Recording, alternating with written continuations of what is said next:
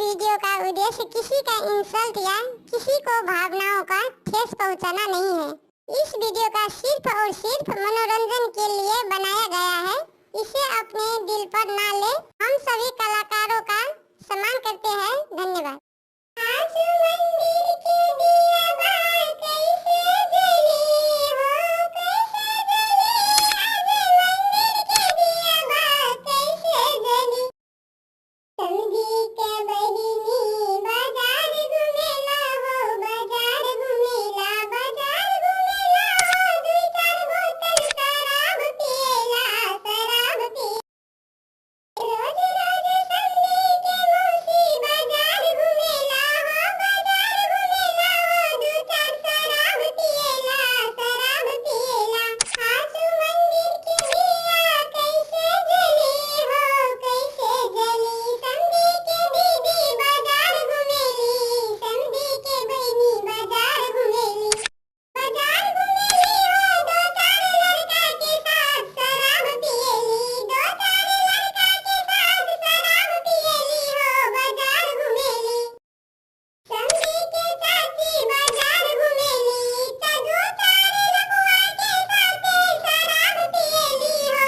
समझी के चाची बाजार घुमेली हो, शराब पी। समझी के छटकी बहिनिया दो चार लड़कुआ लूचा के साथ होटल घुमेली हो, होटल घुमेली हो। शराब पिएली।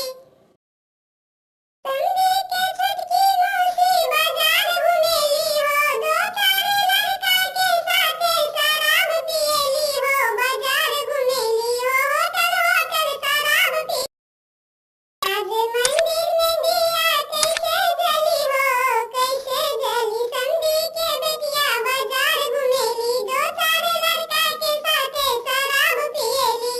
आज मंदिर में दिया कैसे जली हो, मंदिर में दिया आज कैसे जली हो। समझी के बहिनी बाजार घुमेली हो, दो चार शराब पिएली।